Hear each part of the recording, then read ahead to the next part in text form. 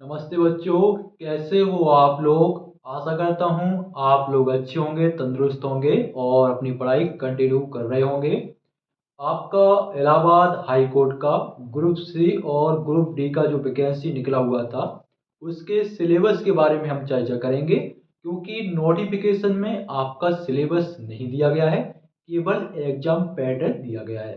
तो मैं आपको जो आपका प्रीवियस एग्जाम हुआ था, तो प्रीवियस ईयर के पेपर के आधार पर आपका सिलेबस लेके आया हूँ कि आपका किस टॉपिक से कितने प्रश्न आपके पूछे गए थे। तो देखो, आपका क्या है कि इलाहाबाद हाई कोर्ट का वैकेंसी है, तो मैथ और आपका जीके और हिंदी में तो आपको कोई प्रॉब्लम ज़्यादातर मुझे लगता है कि नहीं आ रही होगी, लेकिन इंग्लिश में ज़रूर आ रही होगी, क्योंकि अपने प्रदेश में जो है कि इंग्लिश थोड़ा कम आता है, इसलिए मैं बोल रहा हूँ। तो जो इंग्लिश के मैं आपको इम्पोर्टेंट टॉपिक बताऊंगा जो केवल मात्र आप ये पढ़ लोगे। किस बुक से पढ़ना है वो भी मैं आपको बताऊंगा, बुक भी मेरे पास है। तो वीडियो स्टार्ट करते हैं, इंग्लिश का भी और आपका मैथ का और हिंदी का और जीके का। ठीक है। इसके अलावा अगर आप चैनल पर नए हो तो जरूर सब्सक्राइब कर लीजिए और वीडियो स्टार्ट करते हैं बिना किसी बकवास के साथ। तो देखो, सबसे पहले हम बात कर लेते हैं इंग्लिश के बारे में। देखो, ये जो मैं सिलेबस है आपको ग्रुप सी का जो पोस्ट है उसके लिए ज़्यादा बेस्ट रहेगा, और ग्रुप डी वाले कैंडिडेट देख रहे हो उनके लिए भी बेस्ट रहेगा। जब ग्रुप सी के लिए बेस्ट है तो ग्रुप डी के लिए ऑलरेडी बेस्ट है। ठीक है, सिलेबस सेम का एक जैसा है, एग्जाम पैटर्न सेम का एक जैसा है, चाहे ग्रुप डी हो चाहे ग्रुप सी हो। ध्यान रखिएगा, ठीक है।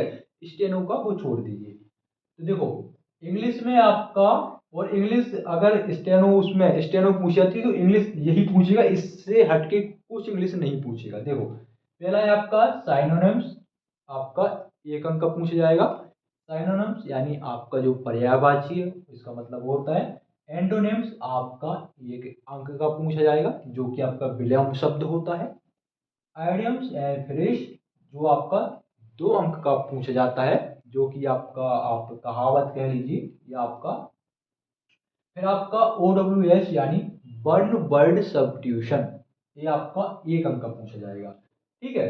फिर ये आपका नरेशन, नरेशन आपका क्या कहलाता है, तो नरेशन आपका डायरेक्ट इनडायरेक्ट स्पीच कहलाता है। ठीक है, ये आपका एक नंबर का पूछा जाएगा, हो सकता है दो नंबर का ही पूछ ले। इसके अलावा फिर आपका ग्रामिकल एरर या स्पोर्टिंग एरर कह लीजिए या फ्रेजल वर्ब एरर कह लीजिए, ये आपका 5 से 6 अंक का पूछा जाएगा। खासकर ग्रामिकल एरर ही समझिए उसको, उसी में आ जाते हैं सब। ठीक है, तो ये आपका 5 से 6 या 6 से 7 अंक का आपको ये पूछा जाएगा, ग्रामिकल ग्रामिकल एरर। ठीक है। जैसे कोई आपका वाक्य उसमें किस जगह पे एरर है, वर्ब का एरर है, कैसा एरर, वो आपको इसमें देखना पड़ेगा कि प्रोनाउन का आगे नाउन कैसा एरर है। फिर आपका स्पेलिंग्स, आपका जो स्पेल वर्ड होते हैं जो आपकी गलत स्पेलिंग्स होती हैं उसको कौन सा, जैसे एक स्पेलिंग दे देगा, ठीक है, और 4 ऑप्शन रहेगा तो बताना है कौन सा आपका गलत है। फिर आपका पैसेज, पैसेज आपका 5 से 10 अंक का आपका पूछ जाएगा, जो कि आपका कॉम्प्रिहेंशन हो सकता है, कोई टेस्ट भी पूछ ले। ठीक है, तो 10 अंक आपका पैसेज पूछा जाएगा। यही आपका स्टेनो को सेम रहेगा। ठीक है, और यही आपका ग्रुप डी का और ग्रुप सी का तो है ही। ठीक है। और इंग्लिश का आपको हो सकता है एक्टिव बाई पैसिव बाई पूछ ले, शायद तो नहीं पूछेगा, एक अंक का पूछ सकता है। ठीक है। अब आपको जो इंग्लिश है वो कैसे तैयार करना है ये देख लो। ये आपका एक बुक है जो मैंने लिया था आपका एसएससी की, आपका ये ब्लैक बुक है इंग्लिश वोकैबुलरी के लिए। ठीक है, तो इसमें आपको क्या मिल जाएंगे, जो एसएससी के पुराने जो आपके एग्जाम हुए हैं उन्हीं एग्जाम के जो बार बार प्रश्न पूछे जाते हैं, बार बार, जैसे कि आपके विलोम शब्द पर्यायवाची यानी साइनोम्स एंटोनिम पूछे जाते हैं, या वन वर्ड सब्स्टिट्यूशन पूछे जाते हैं, एडम फेरेस पूछे जाते हैं, जो बार बार 2 बार 3 बार 4 बार वही वही पूछे जा गए हैं, तो उसी उसी का आपको इसमें दिया गया है अच्छे से। केवल एसएससी का नहीं, और भी एग्जाम जैसे आपका दिल्ली एसएसबी हो गया, एनडीए हो गया, सीडीएस हो गया, एपकेट हो गया, सीआरपीएफ, आईटीबीपी, ठीक है, हेड कांस्टेबल उसमें पूछा जाता है, आपका सीयूटी का हो गया, तो उन सभी के आपके दिए गए हैं इसमें। देखो, word word substitution, idioms phrases, synonym antonyms, ठीक है, ये सब इसमें दिए गए। हो सके तो बुक खरीद लेना। आप इंग्लिश की, इंग्लिश जिस भी एग्जाम में आपका पूछ जाता है, आप किसी भी एग्जाम की प्रिपरेशन कर रहे हो, अगर उसमें इंग्लिश पूछा जाता है तो वोकेबलरी के लिए ये जो बुक है वो बेस्ट रहती है। ठीक है, कुछ डाउट हो तो पूछ लीजिएगा। तो ये आपका इंग्लिश का मैं बता दिया। 25 अंक की आपकी इंग्लिश पूछी जाएगी। उसमें तो ऐसा नहीं लिखा कि भाई 25 नंबर की आपकी इंग्लिश पूछी जाएगी, उसमें लिखा है टोटल 100 अंक का आपका पेपर होगा, जिसमें 4 विषय इंग्लिश, हिंदी, मैथ और जी के रहेंगे। ये नहीं लिखा कि 25 अंक आपका इंग्लिश का रहेगा, लेकिन 25-25 आप मान लीजिए, ठीक है। आगे पीछे भी हो सकता है, वो उस पर डिपेंड करता है। और कई लोग बोलते हैं भाई घूस चलती है, सीट बिक जाती है। भाई एनटीए एग्जाम करा रही है, बाकी जो होता है वो ऊपर वाला जाने, लेकिन भरोसा तो हम किसी पर करते नहीं आजकल। लेकिन ऐसा कुछ होता नहीं, मेरे अकॉर्डिंग मानो तो 95%, लेकिन 5% में मान, लेकिन ऐसा होता नहीं, लेकिन हो भी सकता है हम मेरे हिसाब से नहीं होता है, ठीक है। लेकिन विश्वास तो हम किसी पे करते नहीं, कोई भी अपने ध्यान रखना जीवन में। फिर आपका देखो मैथ का देख लो, तो मैथ का जो नोटिफिकेशन है उसमें मैथमेटिक्स लिखा है, ध्यान रखिए मैथमेटिक्स। तो एसएससी से हटकर इसमें क्या है मैं बताता हूँ, 3-4 टॉपिक अलग से आपको पढ़ना पड़ेगा। जैसे प्रतिशत लाभ हानि, तो ये तो आप पढ़ते होंगे एसएससी में भी, अदर एग्जाम में भी, ठीक है। तो प्रतिशत लाभ हानि, यहाँ से आपके 3 से 4 प्रश्न बनेंगे। चाल दूरी और कार्य समय, यहाँ से भी आपके 3 से 4 प्रश्न बनेंगे। लासा मासा हो गया, दशमलव सरलीकरण, यहाँ से 1-2 करके, यहाँ से भी 1-2 करके, समझ में आ रहा। साधारण ब्याज, चक्रवृद्धि ब्याज, यहाँ से 2 से 3 प्रश्न बन सकते हैं। औसत साझेदारी से 1 प्रश्न ही बनेगा, 1-2 बन सकते हैं। यहाँ अनुपात समानुपात से 1-8 प्रश्न बनेंगे। बाकी आपके जो ये 3-4 टॉपिक हैं, द्विघात समीकरण, यहाँ से 3 से 4 प्रश्न या 2 से 3 प्रश्न। बीजगणित 2 से 3 प्रश्न, जैसे बीजगणित में द्विघात समीकरण है, ठीक है। और त्रिकोणमिति, यहाँ से भी 2-3 प्रश्न, 4 भी हो सकते हैं, 3 भी हो सकते हैं, 2 भी हो सकते हैं, डिपेंड करता है उस पर। फिर आपका है मेंसुरेशन, जो आपका बेलन गोला वाले सवाल होते हैं ना, तो वो भी इसमें पूछे जाएंगे। तो ये मत समझना कि आप पे 30 लाभ हानि, ये तो क्योंकि कॉमन है, हर एग्जाम में पूछे जाते हैं, तो आपको ये भी पढ़ना है। द्विघात समीकरण, बीजगणित, त्रिकोणमिति और मेंसुरेशन, ये 4 टॉपिक पढ़ना है। यहाँ से काफी चीज, यहाँ से कम से कम आपके 8-9 प्रश्न आपके यहाँ से बनेंगे ही बनेंगे, ठीक है, क्योंकि मैथमेटिक्स लिखा है, ध्यान रखिएगा। तो ये मैथ का सिलेबस हो गया।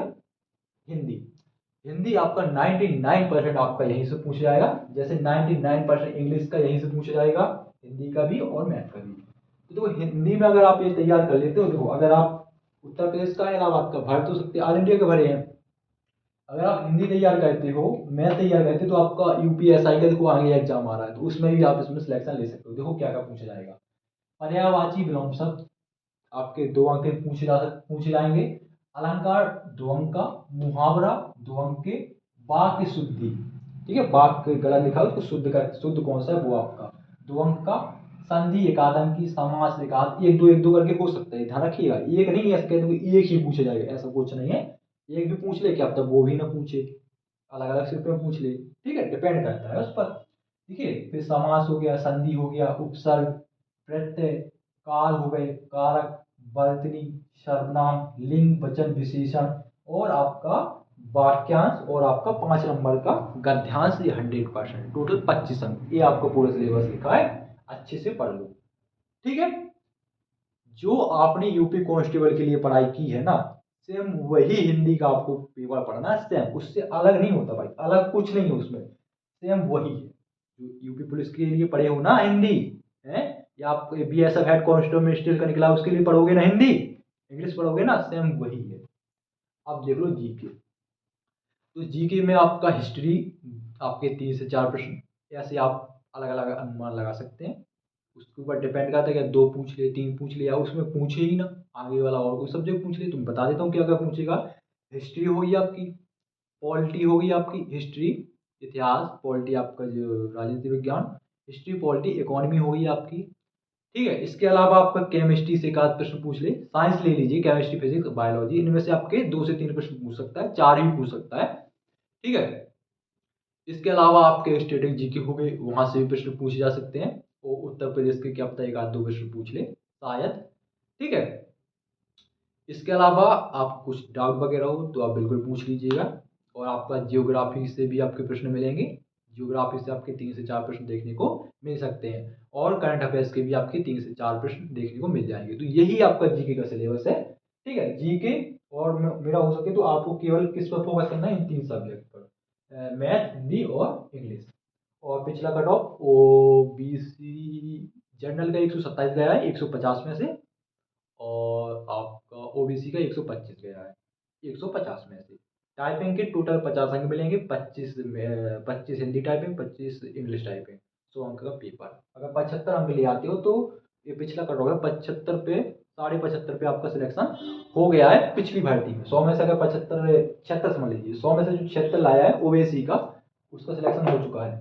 ठीक है, तो इस बार क्लियर 80 तक आ जाए। ठीक है, इतना ही जाएगा, इससे ज़्यादा नहीं जाएगा। ठीक है, तो कुछ डाउट हो तो पूछ लेना।